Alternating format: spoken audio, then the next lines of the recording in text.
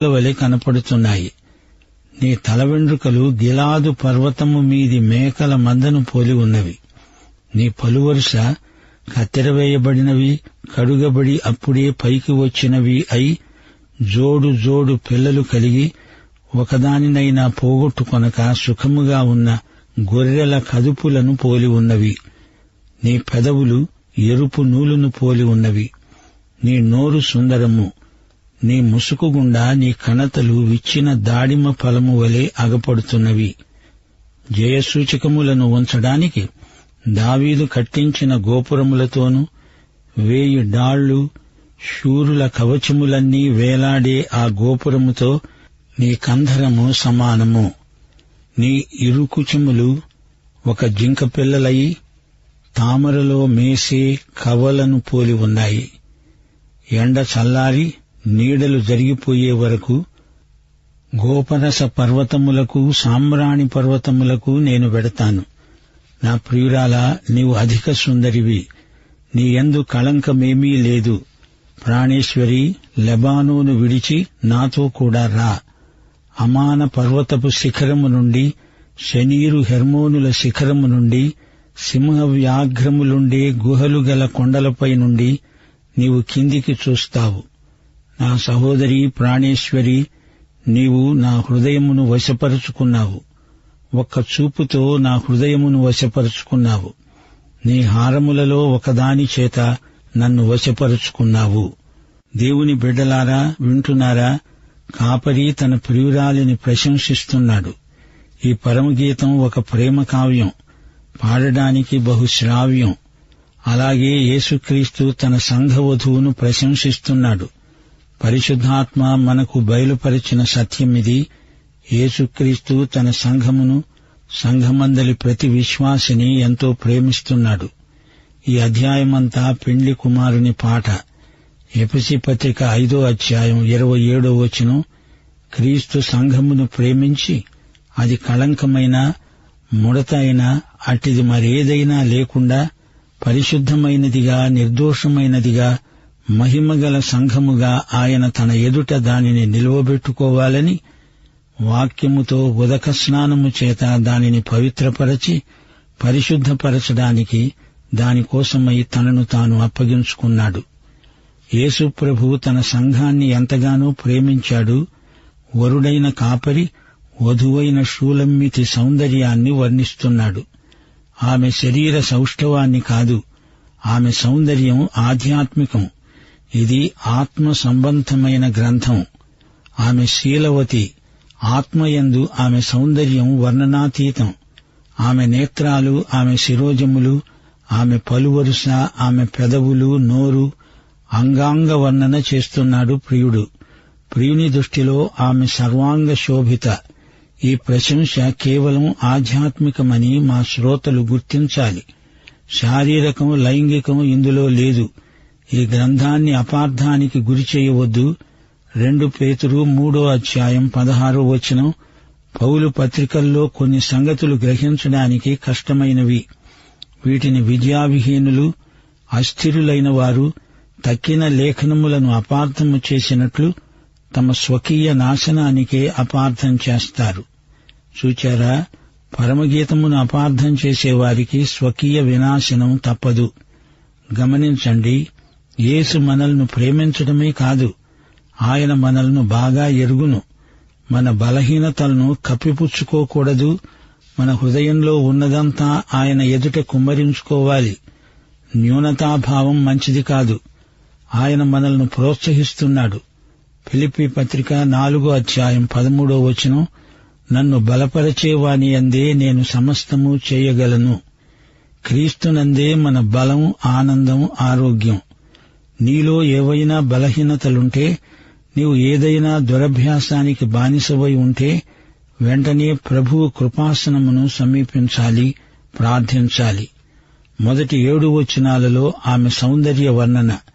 ప్రియురాలా, నీవు సుందరివి, సుందరివి అని పదే పదే అంటున్నాడు. ఆమె మేలు ముసుకుకుండా ఆమె ముఖాన్ని చూస్తున్నాడు. ఆమె కండ్లు గువ్వ కండ్లు, అనగా ఆమెలోని శాంతి ఆమె కన్నులలో ద్యోతకమవుతోంది. ఆమె తల వెంట్రుకలు మేకల మందలను పోలి ఉన్నాయి. గిలాదు పర్వతం మీది మేకల మందలు.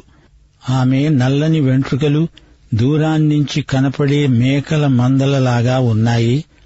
ఆమె పలువరుస తెల్లగా ఉంది. పెదవులు ఎర్రగా ఉన్నాయి. ఆమె పండ్లు, పెదవులు, ఆమె నోరు అన్నీ ఎంతో అందంగా అమిరి ఉన్నాయి. ఆమె కణతలు దానిమ్మ పండు విచ్చుకున్నట్లు ఎంతో మనోహరంగా కనిపిస్తున్నాయి. జయసూచకమైన గోపురము దావీదు పేరు మీద సొలొమోనే కట్టించాడు. ఆమె మెడ గోపురంలాగే ఉంది. ఆమె మెడను చూస్తే రాజఠీవి ఉట్టిపడుతోంది. ఆమె వక్షస్థలం ఎంతో మృదులమై ఆకర్షణీయంగా ఉంది. గోపరస పర్వతం, సాంబ్రాణి పర్వతం అవి పరిమళ సువాసనలు గుబాళిస్తాయి. ఆమెలో ఎట్టి కళంకము లేదు. 8 శరీర అవయవాల అందం వర్ణించబడింది. 1 కన్నులు, 2 తల వెండ్రుకలు, 3 పండ్లు, 4 పెదవులు, 5 నోరు, 6 కణతలు, 7 మెడ, 8 వక్షస్థలం. ఇది అష్టాంగ సౌందర్య వర్ణన. దేవుని సంఘ వధువు సౌందర్యం ఎంత మనోహరం! గోపరస పర్వతం అనగా బోళం పర్వతం. ఇది యేసుక్రీస్తు శిలువకు సంకేతం. బోళం యేసుక్రీస్తు మరణాన్ని ప్రకటిస్తుంది. ఆయన శిలువ చెంత మనకు రక్షణ నిరీక్షణ లభిస్తుంది. సాంబ్రాణి పర్వతం ఇది యేసుక్రీస్తు జీవితాన్ని సూచిస్తుంది. లోకంలో ఆయన 33.5 సంవత్సరాలు జీవించాడు. ఆ తరువాత పరలోకంలో నిత్యత్వంలో జీవిస్తున్నాడు. ఆయన జీవితమంతా సాంబ్రాణి పర్వతమే. అందుకే 2 కొరింథీ 5:16 పౌలన్నాడు, ఇక మీదట మేము శరీర రీతిగా ఎవరినైనా ఎరుగము. మేము క్రీస్తును శరీర రీతిగా ఎరిగి ఉండినా ఇక మీదట ఆయనను అలాగు ఎరుగము. ఇప్పుడాయన మహిమలో ఉన్న క్రీస్తు. యెరూషలేము కుమార్తెలు ఆమె అందాన్ని గుర్తించలేదు. ఆమె నల్లపిల్ల అన్నారు. వారామె చర్మ సౌందర్యాన్ని చూచారు గాని ఆమె ప్రియుని దృష్టిలో ఆమె ఎంతో అందగత్తే. ఈ అధ్యాయంలోని మొదటి 7 వచనాలు ఆమె ప్రాణప్రియుని ప్రశంసావాక్యాలే. వైవాహిక సమాగమంలోని మర్మమిదే. అతనికి ఆమె, ఆమెకు అతడు తప్ప మరెవరూ కనపడరు. ఒకరికి ఒకరు సంపూరకమవుతారు.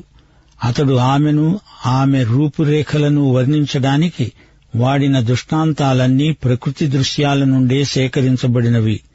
పావురాలు, మేకలు, గొర్రెలు, దానిమ్మ పండ్లు, జింకలు, లేళ్లు, కొండలు, మిట్టలు.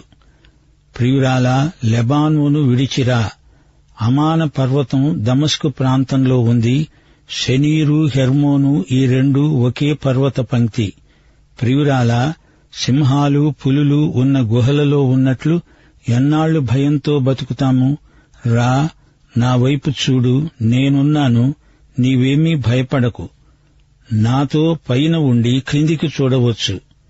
ప్రియ విశ్వాసులారా, సంఘము ఎత్తబడి పైన ప్రియయేసుతో ఉండి క్రిందికి చూడబోతోంది. అప్పుడవి మహాశ్రమల రోజులు. ప్రాణేశ్వరి అని తన పెళ్లి కుమార్తెను కాపరి సంబోధిస్తున్నాడు. నా సహోదరి ప్రాణేశ్వరి అంటున్నాడు. పాలస్తీనా సంస్కృతిలో తన ప్రేయసిని సహోదరి అనడం పరిపాటి. సహోదరి అంటే అది ఆప్యాయతను సూచించే సంబోధన. ఆధ్యాత్మికార్థంలో భార్య కూడా క్రీస్తునందు సహోదరే.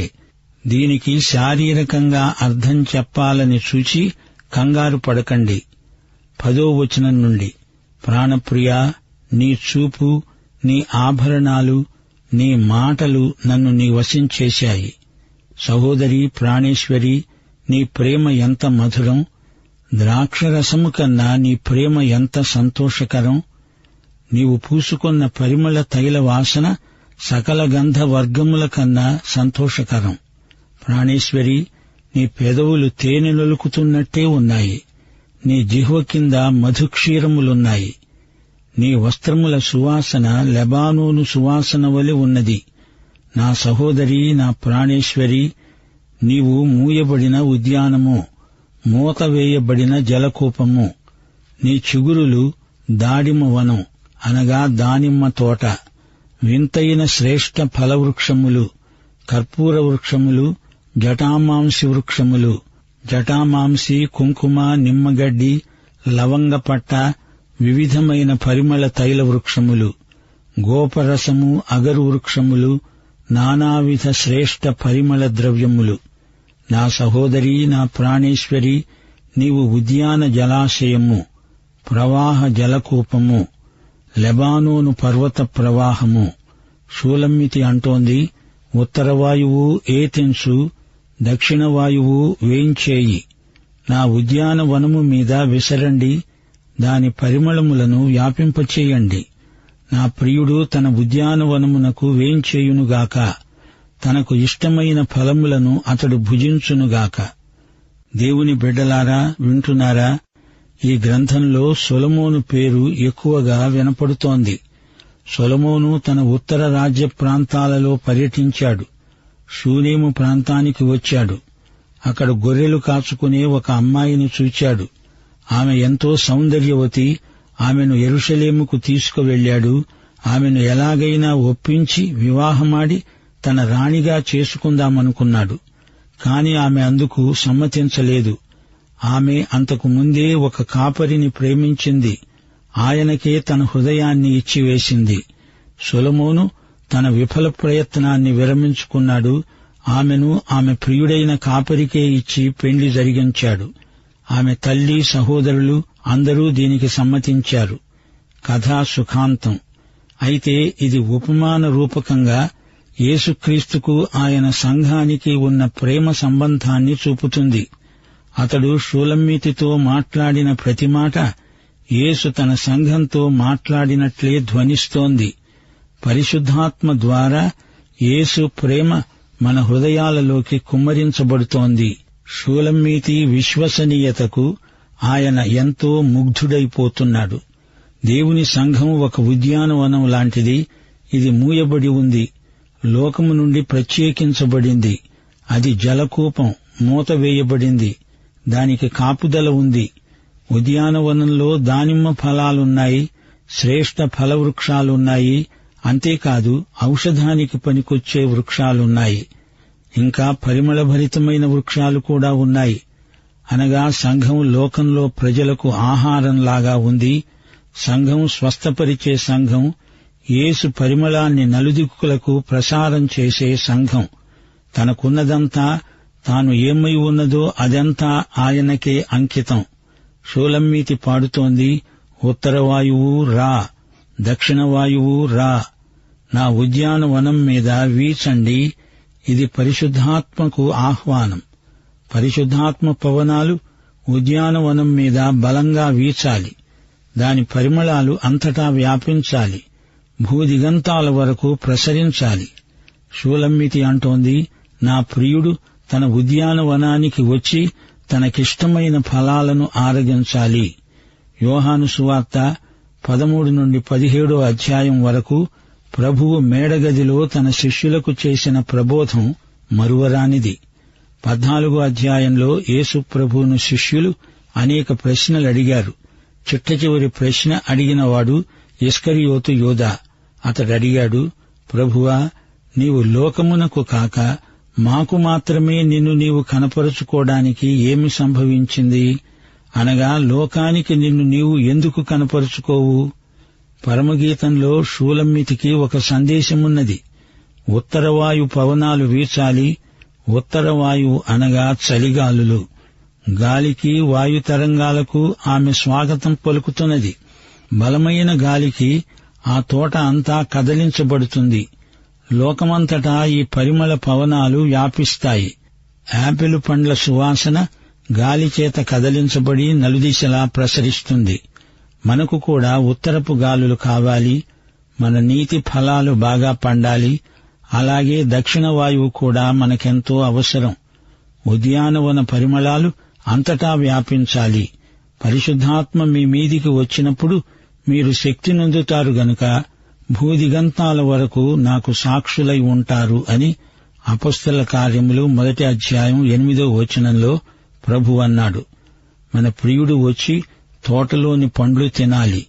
యోహాను సువార్త 14 అధ్యాయం 23వ వచనంలో ప్రభు అన్నాడు, ఒకడు నన్ను ప్రేమించిన ఎడల వాడు నా మాట గైకొంటాడు. నా తండ్రి అతణ్ణి ప్రేమిస్తాడు. మేము వాని వద్దకు వచ్చి నివాసం చేస్తాము.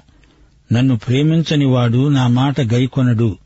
మీరు వింటున్న మాట నా మాట కాదు, నన్ను పంపిన తండ్రిదే. దేవుని బిడ్డలారా, వింటున్నారా? ద్రాక్ష రసము కన్నా నీ ప్రేమ ఎంతో సంతోషకరం. ద్రాక్ష రసం వల్ల కలిగే సంతోషం కంటే నీ ప్రేమ స్పర్శ, నీ ప్రేమ చూపులు, నీ ప్రేమ వాక్కులు నాకు ఎక్కువ. నీ ఉనికి పరిమళంలాగా నన్ను ఆకట్టుకుంటుంది.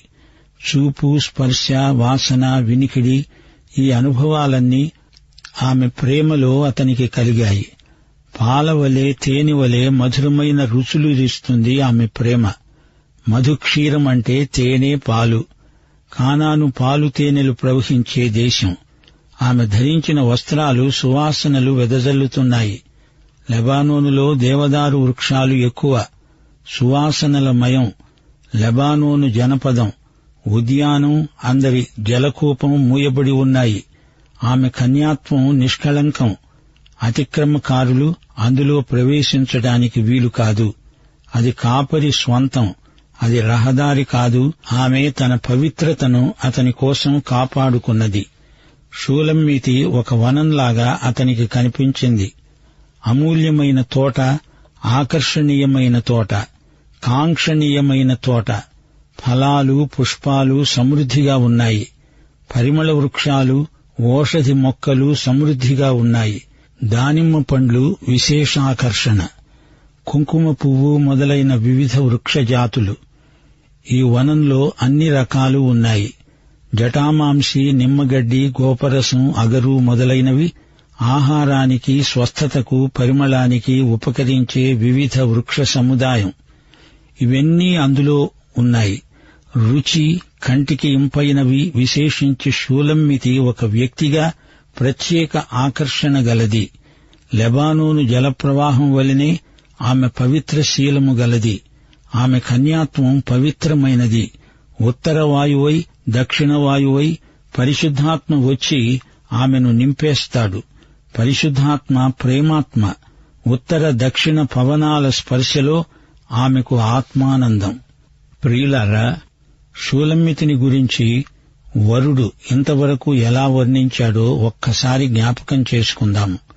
ఆమె నారీమణి, సుందరి. ఆమె కన్నులు గువ్వకండ్లు, వల్లి పద్మము, నల్లని తల వెంట్రుకలు గలది, తెల్లని పలువరుస గలది, ఎర్రని పెదవులు, తేనెలాంటి మాటలు. ఆమె ఒక ఉద్యానవనం, జలకూపం, దావీదు గోపురము లాంటి మెడ. ఇక అతడెలాంటివాడు? జింక, లేడీ లాంటివాడు, అతికాంక్షణీయుడు. 10,000 మందిలో కూడా అతణ్ణి గుర్తించవచ్చు. ఆమె సంఘం, అతడు యేసుక్రీస్తు. భార్యాభర్తల మధ్య ఉండవలసిన పరస్పర ప్రేమ సంబంధం పరమగీతంలో చక్కగా పాట రూపంలో చిత్రించబడింది. వివాహానంతరం దంపతుల ప్రేమలోని అనురాగం దినదినము ఎదుగుతూ ఉండాలి. షూలమ్మితి, ఆమె ప్రాణప్రియుడు ఒకరితో ఒకరు సంభాషించిన విధానం ఎంతో భావగర్భితంగా ఉంది.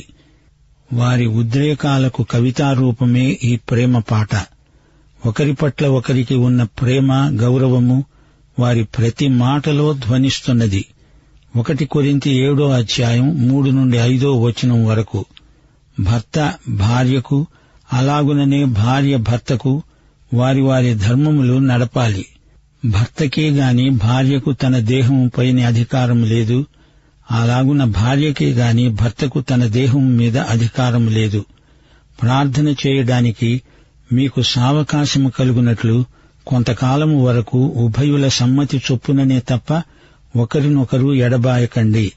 1 పేతురు 3:7 పురుషులారా, జీవమనే కృపావరములో మీ భార్యలు మీతో పాలివారై ఉన్నారని ఎరిగి ఎక్కువ బలహీనమైన ఘటమని భార్యను సన్మానించండి. మీ ప్రార్థనలకు అభ్యంతరము కలగకుండునట్లు జ్ఞానము చొప్పున వారితో కాపురం చేయండి. అతనికి ఆమెకు మధ్య ప్రేమ, నమ్మకం, ప్రోత్సాహం, ఈ జీవిత భాగస్వామ్యం ఎంత అర్థవంతమో ఈ ప్రేమ పాట మనకు నేర్పుతోంది. ప్రభు అయిన యేసుక్రీస్తు వారి కృప, తండ్రి అయిన దేవుని ప్రేమ, పరిశుద్ధాత్మ యొక్క అన్యోన్య సహవాసము మనకు ఎల్లప్పుడూ తోడై ఉండునుగాక. ఆమేన్. వలె కనపడుతున్నాయి. నీ తల వెండ్రుకలు గిలాదు పర్వతము మీది మేకల మందను పోలి ఉన్నవి.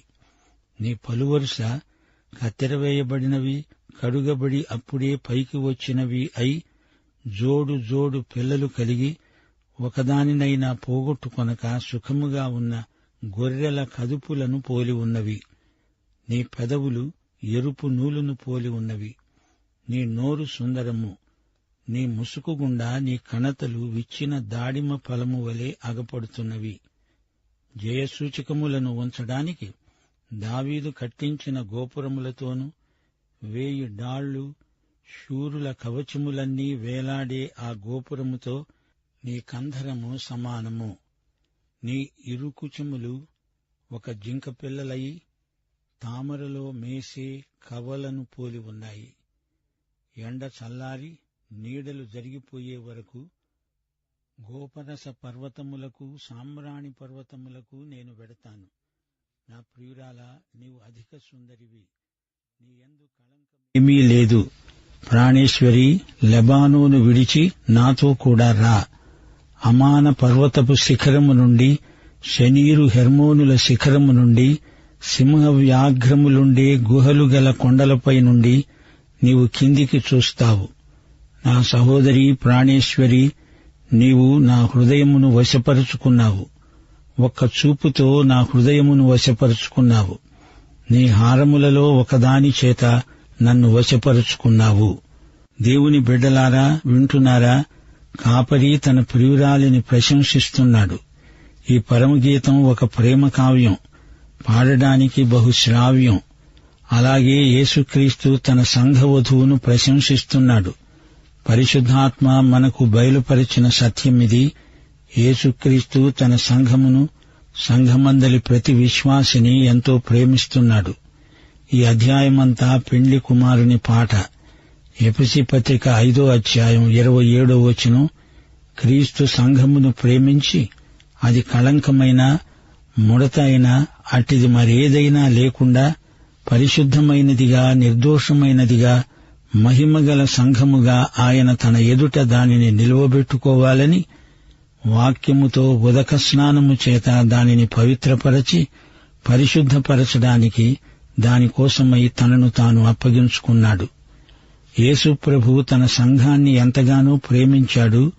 వరుడైన కాపరి వధువైన షూలమ్మితి సౌందర్యాన్ని వర్ణిస్తున్నాడు. ఆమె శరీర సౌష్ఠవాన్ని కాదు, ఆమె సౌందర్యం ఆధ్యాత్మికం. ఇది ఆత్మ సంబంధమైన గ్రంథం. ఆమె శీలవతి. ఆత్మయందు ఆమె సౌందర్యం వర్ణనాతీతం.